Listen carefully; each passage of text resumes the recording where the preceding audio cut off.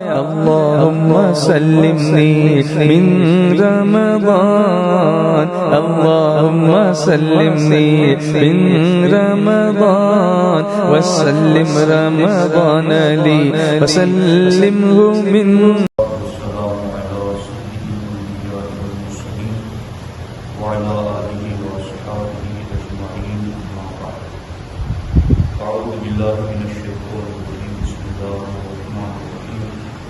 والوزن يومئذ الحق كما ثقلت موازينه فأولئك هم المفلحون صدق الله العلي العظيم.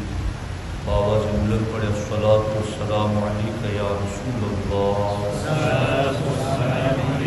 الصلاۃ والسلام علیک یا حبیب اللہ، الصلاۃ والسلام علیک یا نبی اللہ، وعلى آلك وأصحابك يا نور الله صلى الله تعالى عليه وسلم. دوستان محترم، آج تراویح میں 8واں پارہ آدھی سے پڑھا گیا اور سورہ انفال کی ایک آیت تک تلاوت ہوئی. اتنے زیادہ مضامین اس میں موجود ہیں، تمام کو گنوانا بھی 15-20 منٹ میں بہت مشکل ہے. ایک دو پر میں سرسری گفتگو آپ کی خدمت میں عرض کرتا ہوں. سورۃ الاعراف کی آیت نمبر 8 ہے، والوزن یومئذ الحق، اور قیامت کے دن تول ضرور ہوگی، تولا جائے گا. فمن ثقلت موازینہ، تو جن کے پلے بھاری ہوئی، فَأُولَٰئِكَ هُمُ الْمُفْلِحُونَ، وہی کامیابی کو پہنچے. وَمَنْ خَفَّتْ مَوَازِينُهُ، اور جن کے پلے ہلکے ہوئے، فَأُولَٰئِكَ الَّذِينَ خَسِرُوا أَنفُسَهُمْ بِمَا كَانُوا بِآيَاتِنَا يَظْلِمُونَ، تو وہی ہیں جنہوں نے اپنی جان گھاٹے میں ڈالی ان زیادتیوں کا بدلہ جو ہماری آیتوں پر کرتے تھے. الحاصل اس آیت مبارکہ میں اللہ رب العزت نے قیامت کے دن جو میزان رکھا جائے گا، ترازو رکھی جائے گی اور اعمال تولے جائیں گے، نیک اعمال بھی اور برے اعمال بھی دونوں تولے جائیں گے. میزان یہ حق ہے اور اس کا انکار کرنا یہ کفر ہے. میزان کے بارے میں کہ وہ میزان کیسا ہوگا، اس سلسلے میں احادیث طیبہ میں جن باتوں کا ذکر ہے ان تک پر ہمیں ایمان رکھنا ضروری ہے. باقی وہ میزان پورے کا پورا کیسا ہوگا وہ میری اور آپ کی سمجھ سے بہت بلند ہے. خزائن العرفان میں یہ علامہ نعیم الدین مراد آبادی اشرفی علیہ الرحمہ لکھتے ہیں کہ اللہ تبارک و تعالی میزان قائم فرمائے گا جس کا ہر ایک پلہ اتنی وسعت رکھے گا جیسی مشرق اور مغرب کے درمیان وسعت ہے. یعنی پورب سے پچھم تک کا جتنا فاصلہ اور ڈسٹینس ہے اتنا زیادہ وہ دو پلڑے اتنے بڑے وسعت رکھتے ہوں گے.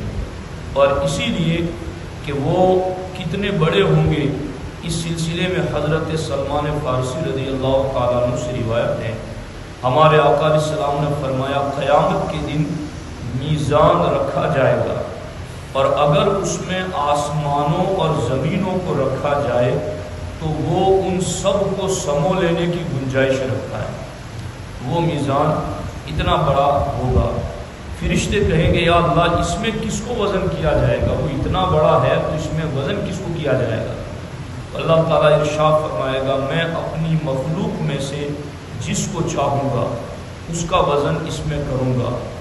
فرشتے عرض کرنے لگے یا اللہ ما عبدناک حق عبادت، ہم تیری ویسی عبادت نہ کر سکے جیسا تیری عبادت کا حق تھا.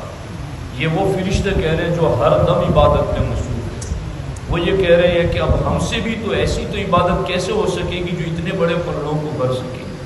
تو قیامت کے دن جو میزان لگایا جائے گا وہ مشرق سے مغرب تک کے فاصلے کے برابر ہوگا اور ساتوں آسمان اور ساتوں زمین بھی اس میں سما جائے، اتنی بڑی وہ وسعت رکھتا ہوگا۔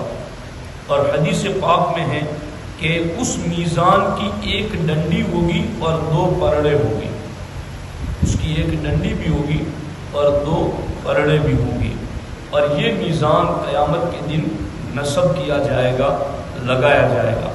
دنیا کے اندر جو میزان اور ترازو ہم اور آپ لگاتے ہیں، اس میں جو بھاری پرڑا ہوتا ہے وہ نیچے جھکتا ہے اور ہلکا پرڑا اوپر اٹھتا ہے، مگر آخرت میں جو میزان لگایا جائے گا اس کا معاملہ اس میزان کے برعکس ہوگا کہ وہاں جو میزان کا پرڑا بھاری ہوگا وہ اوپر کی جانب اٹھے گا۔ اللہ تعالیٰ قرآن مجید میں اسی لیے ارشاد فرماتا ہے الیہ یصعد الکلم الطیب والعمل الصالح یرفعہ۔ کیا ترجمہ اس کا؟ کہ اسی کی طرف چڑھتا ہے پاکیزہ کلام، اور جو نیک کام ہے وہ اسے بلند کرتا ہے۔ نیک کاموں کو اللہ تعالیٰ بلند کرتا ہے، تو نیک کام جس پرڑے میں رکھے جائیں گے تو وہ پرڑا جھکے گا نہیں، وہ پرڑا بلند ہوگا۔ تو یہ قیامت کے دن میزان کے بارے میں مختصر معلومات ہیں۔ اب یہ کہ اس میزان میں کیا تولا جائے گا، کیونکہ اعمال تو اعراض کے قبیل سے ہیں۔ ابھی میں نے تراویح اور نماز عشاء ادا کی، قرآن پڑھا، اب کوئی یہ کہے کہ اس کو تول کے دکھائیں، اس کو ناپ کے دکھائیں، تو اس کو کیسے ناپا جائے، اس کو کیسے تولا جائے؟ چونکہ جو چیز اعراض کے قبیل سے ہیں اس چیز کو تولا نہیں جا سکتا، اس کو ناپا نہیں جا سکتا۔ کسی کے اندر خوشی ہے، غم ہے، کوئی کہے ذرا نکال کر دکھائیں کہ کتنے پاؤ بھر خوشی ہے اور کتنے وزندار آپ کا غم ہے، تو یہ کیفیت ہے، اعراض ہے، جوہر ہے، جو آنکھوں سے دیکھا نہیں جاتا اور پرڑے میں تولا نہیں جاتا، تو پھر قیامت کے دن کیسے تولا جائے گا؟ تو اس سلسلے کے اندر ہمارے بزرگان دین نے جو اقوال لکھی اپنی کتابوں میں، ان میں سے ایک قول یہ ہے کہ قیامت کے دن اللہ تبارک و تعالی نیک اعمال کو خوبصورت جسموں کی صورت میں اٹھائے گا اور برے اعمال کو برے جسموں کی صورت میں اٹھائے گا، اور پھر انہیں نیکی اور گناہ کے پرڑے میں تولا جائے گا۔ اور دوسرا قول یہ ہے کہ قیامت کے دن اعمال نہیں تولے جائیں گے، اعمال کے صحائف تولے جائیں گے، اعمال کے رجسٹر تولے جائیں گے، اور اس کے اوپر پھر فیصلہ ہوگا۔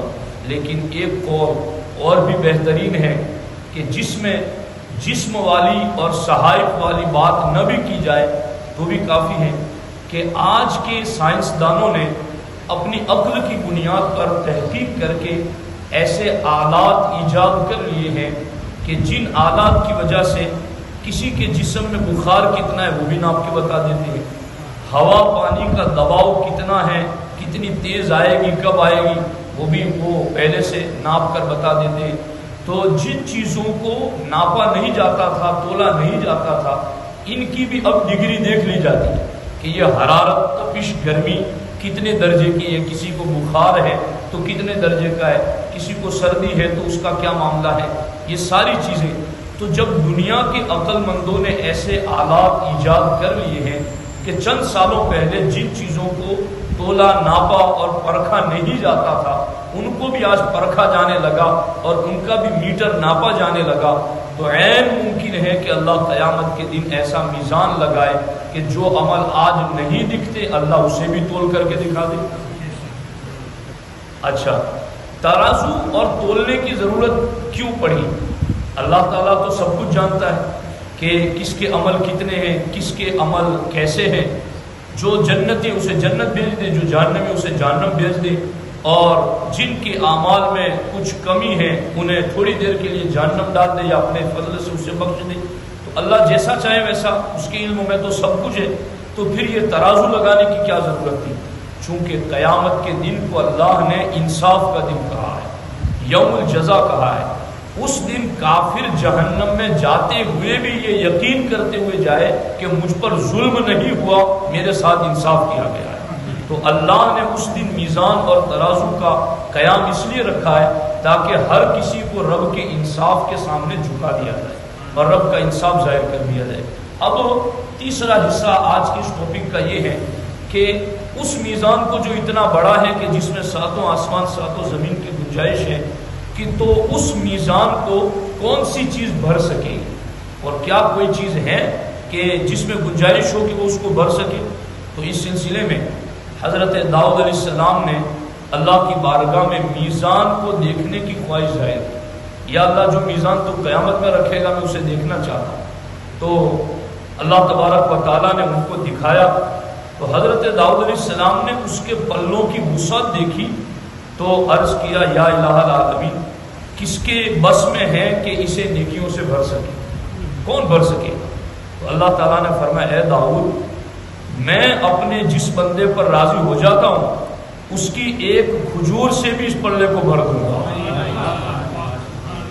اللہ اکبر، میں اپنے جس بندے سے راضی ہو جاؤں تو جس کا عمل قبول کروں گا تو پھر اس کے ایک کھجور سے بھی اس نیکیوں کے پلے کو بھر دوں گا۔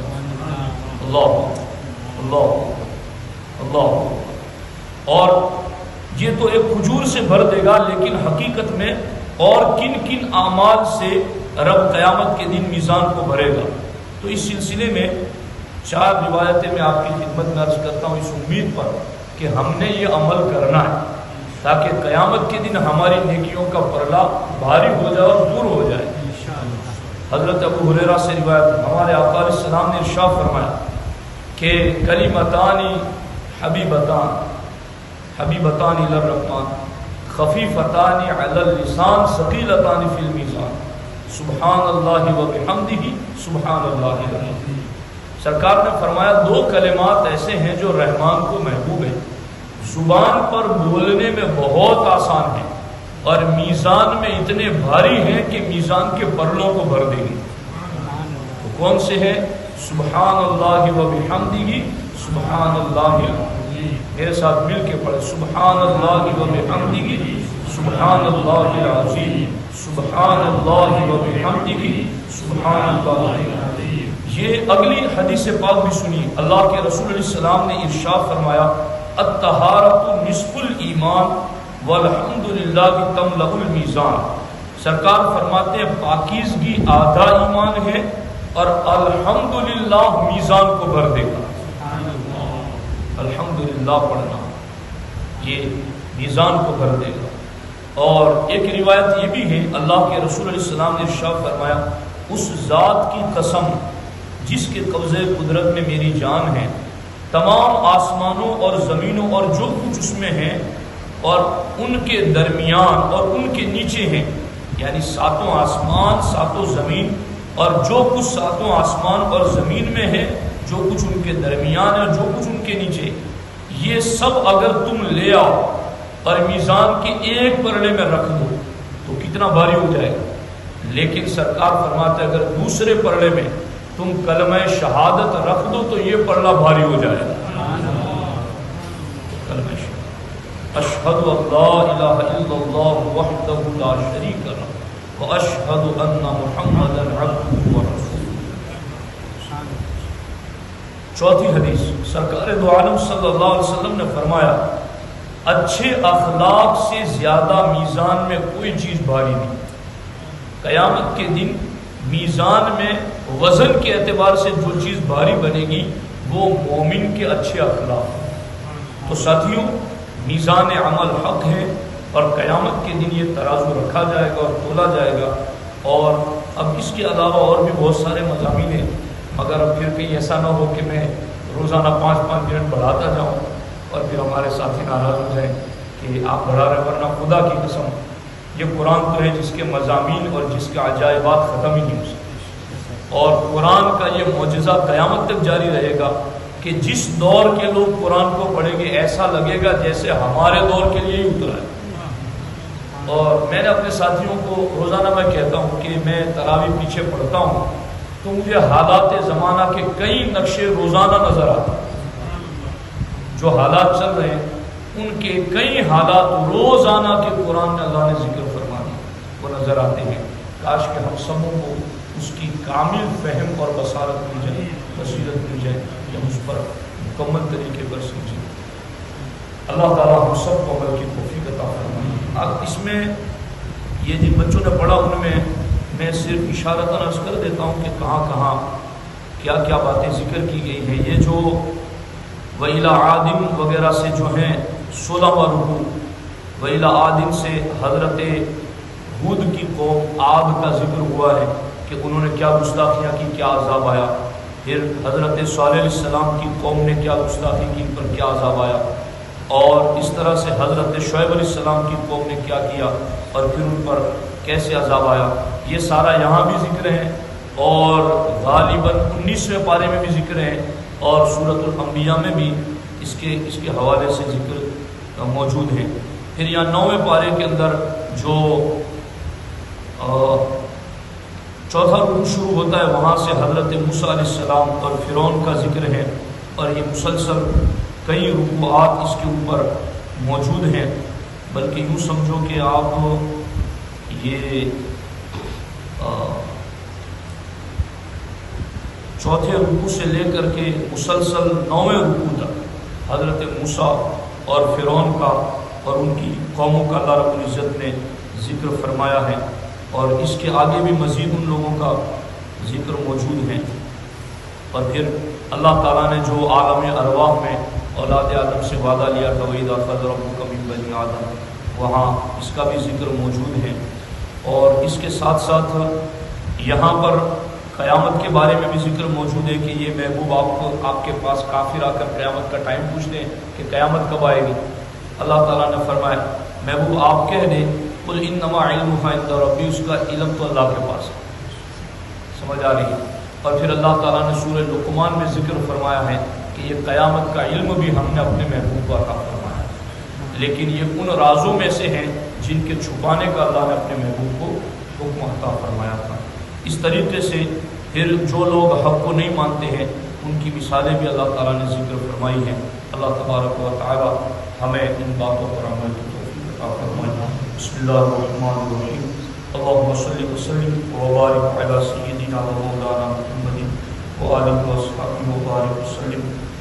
یا اللہ یا رحمان یا رحیم، درس تراویح کی اس محفل کو اپنی بارگاہ میں قبول فرما۔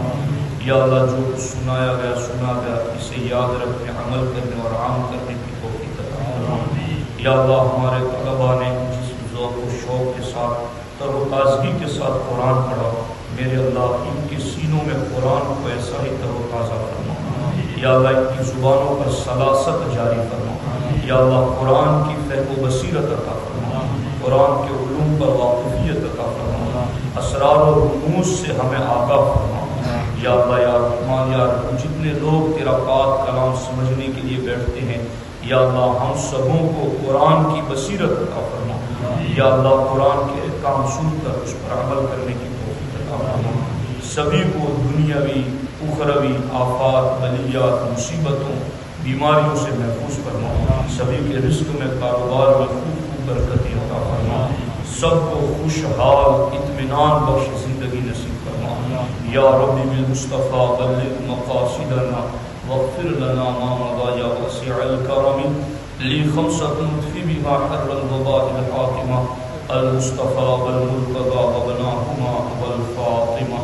ان اللہ وملائکتہ یصلون علی النبی یا ایھا الذین آمنوا صلوا علیہ وسلموا تسلیما۔ اللهم صل على سيدنا مولانا محمد وآله وصحبه وبارك وسلم۔ وأفوض أمري إلى الله إن الله بصير بالعباد، وصلى الله